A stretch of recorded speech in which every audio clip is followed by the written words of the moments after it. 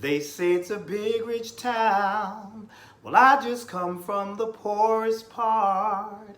Legal or illegal, baby, I gotta make it. What's up, y'all? This is Ty. And who knew that I would be singing that theme song again? That is the theme song to Power. And guess what? It is now the theme song to Power Book 2, the spinoff of the hit show Power. Power Book 2 Ghost is the exact name. Now, there was a lot going on with this whole thing because, as we know, last season, the main character of Power, Ghost, James St. Patrick, was killed off by his very own son, Tariq. And fans hated it and was upset. And there was even rumors that Ghost is still alive and all this stuff. And people were upset. I ain't going to watch this show. It's going to be whack now. They're spinning him off. They're spinning off the most hated character.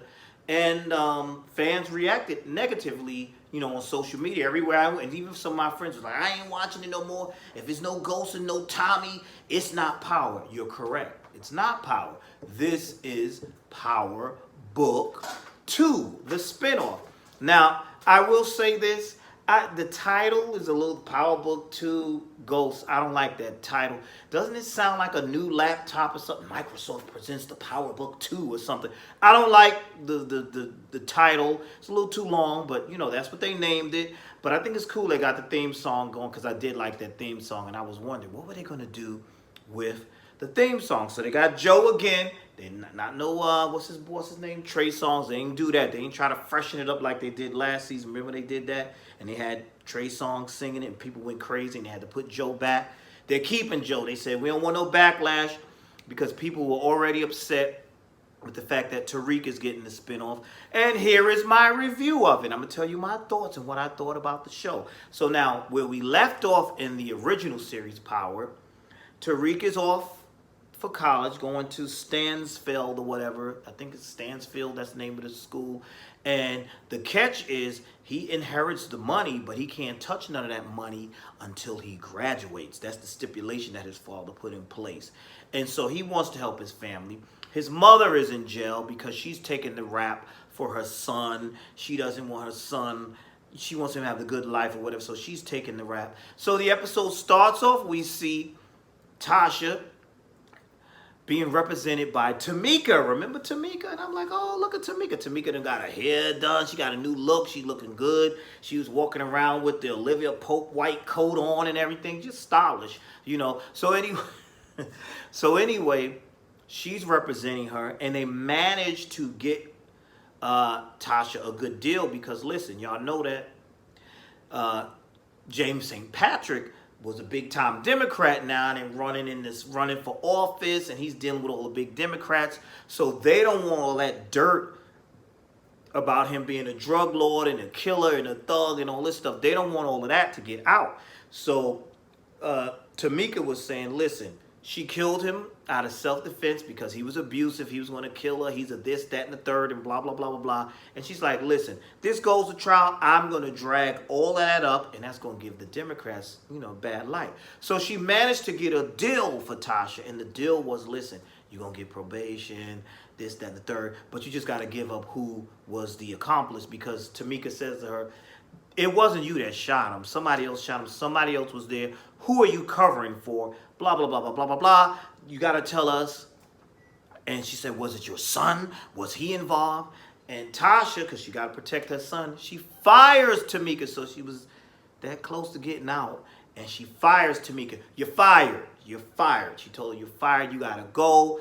Tariq got to find somebody else now to help get his mother out. Meanwhile, the little girl who we barely saw, their daughter, the youngest daughter, she's with grandma. Grandma wants Tariq to stay there. Tariq said he got to stay on the dorm, clear his mind, whatever. And we're seeing him in his school environment. And now, here's the deal. He goes to Stansfield or whatever the school's name is, but here's the catch. You can only attend if you tutor this young man who is a college student, Ezekiel Cross, Zeke Cross. He's a basketball player, so he's the stereotypical dumb jock. He can't even do a book report on Moby Dick or anything like that. He's just, all he could do is play sports. He's too stupid to get his work done. So they said, if he fails, you're out the door. So Tariq has that, where he has to basically tutor this young man in order for him to stay at the school. And he wants to stay at the school, and he wants to get out early. He also wants to do the chronological studies. I hope I said it right. I can't remember. But it's a study where if you go into this special program, you can get out early. And we all know why he wants to graduate and get out fast. He wants to move along because he wants to get that money so he can help his family, help his mother, help all of that. He's got a lot going on to take on this rigorous program and do all these things. And I liked all those scenes and that setup. I liked, so far I'm with the show. I'm like, okay, I'm liking this. This is clever. I like this. So now, what happened after that? I thought this was funny. He meets, while he's on the campus looking away, finding his way around, he meets this young lady. We later find out that her name is Lauren. And that was played other than, what's the actress name? Paige Hurd. And I'm looking at her, and the first thing I said, and those of you who watch my other videos will know what I'm talking about. I said, oh, look, it's the president's daughter. It's Gail. That's Gail from Tyler Perry's The Oval. So I was like, oh, look at her on this. But she's playing a totally different character here. She's Lauren. And, you know, she introduces herself, and she's telling him about how the school works and who's what and this, that, and the third. And so, like I said, Tariq is trying to get into that program. And he's also, he's trying to get a lawyer for his mom. And he goes to one of the, you know, one of those lawyers that's famous and popular. He just deals with anybody, played by none other than Method Man, and that's Davis McLean. I believe that was his name. And of course, he's like, listen, you want me, you got to bring X amount of money, and then we could have a conversation. Well, he really looked like he wasn't trying to be bothered with this case at all or whatever. We also see Tariq trying to prove himself to get into this program, and at first he does not. In the beginning, he does not impress the professors that he needs to impress. You have that one woman fighting for him, then the other guy comes in, but then to get him in this program, he was supposed to read some book. He kind of brushed it off and said what he said, but they said, let's give him a second chance because, you know, he's going through a whole lot. He's dealing with a lot of things, so let's give him a second chance. They give him a second chance. He aces it because he tells them how he really felt about the book. So now it looks like Tariq is going to get that study in. That get into that program so he can get out of school earlier. So it looks like that's going good for him. Now, as far as he has this roommate, the dumb jock, Ezekiel Cross, basketball player, and first meeting him, he sees him in the room with his little groupies or whatever, knocking the boots or whatever, and he befriends him, he gets cool with him, and that is how we meet the Tejada family. Because, am I saying that right? Tejada. Next week I'll get it right, but that's how we meet that family. Now, here's the clever thing. That family is a drug lord, kingpins or whatever. Old Zeke boy, the athlete, is the cousin. He's related to the Tejada family. I think it's Tejada. Forgive me. He's related to that family. And that family, big-time drug lords. Mary J. Blige plays Monet. She's the mom. And you have Ezekiel's cousin, what was his name? Kane.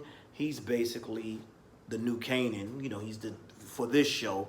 And he's like a hothead. And we get introduced to that family, and we can immediately see their daughter as well. And we can immediately see Tariq being introduced to them because he's the one that's tutoring Zeke, and so Zeke takes him over there so the family can meet him because they're throwing this big party because they're proud of him for making it into this school, and he's like this athlete or whatever, and he's being introduced to the family, and that's how we get introduced to this family, and we learn that they're crime lords and that they don't take no mess.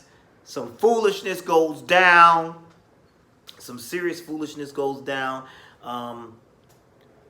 Kane is in the bathroom with somebody else's girlfriend. She's polishing him off. And when she comes out, her boyfriend is looking for her. And he's like, first of all, dude, where's your dignity? He come, where's my girlfriend? Is she here? And Kane disrespecting him. Oh, I don't know where your bitch is at. right there, just humiliating you. She comes out, she come out the room and she's like, and she's like, oh, I'm staying with him. Totally humiliates her boyfriend. Why people don't have, I was looking at the TV like, dude, get some pride. Let me tell you, my girl is cheating on me. I'm not humiliating myself. You got to really be in love. Listen, you cheating and I get humiliated like that. I'm not coming back. I'm not asking you to come leave with me. I'm done. Especially when you know this is this crazy family. I'm out. I'm done. Listen. Oh, she in there? Oh, you can I seen you come. Oh, you coming out? Oh, once I saw her come out, I'm done. I'm not fighting for you with this crazy family, but I guess he's in love. But see, that's really not. That's just to set up, show you what kind of family this is. So homeboy comes back, and he comes back with a gun, and Mary J. Blige's character Monet tells him, "Boy, get on out here, get on, go." He's like, "Tell your son to come out. Don't tell him don't be hiding." So of course Kane comes back out, and Kane has a gun too. Then the police show up, and he leaves. And then we see in another scene, Kane blows this boy away in the stairwell. Totally unnecessary, but that's what I said. Yeah, this is a crazy family. And we see the lovely Monet, his mother, in the car, wipe a little blood off him, and they drive away. So now we see this is how Tariq is gonna get involved with this crazy family here, because he's tutoring the young man. Well written, very clever way to bring him back into that world. And of course, he's selling the little drugs and stuff. And we see the girl that ratted him out at the last school, and we see that she explained herself and all that. Now, get into some good parts, some more good parts, I should say, because I'm enjoying this. Tariq then asked to use Zeke's Instagram, and he goes on and makes this video saying that he's so grateful that the great Davis McLean is going to be representing his mother and taking his case. And that kind of forces McLean's hand, or McLean, is it McLean? I'm terrible with the names today. That forces his hand, and so now he represents Tasha. Now, she gets the same deal, but she still has to give up who was the one who actually shot Ghost. They get up in there. She says it's Andre Coleman. Lie. Another lie. So she gets up in the court. She says that they're not buying that. Then she says it. She says it.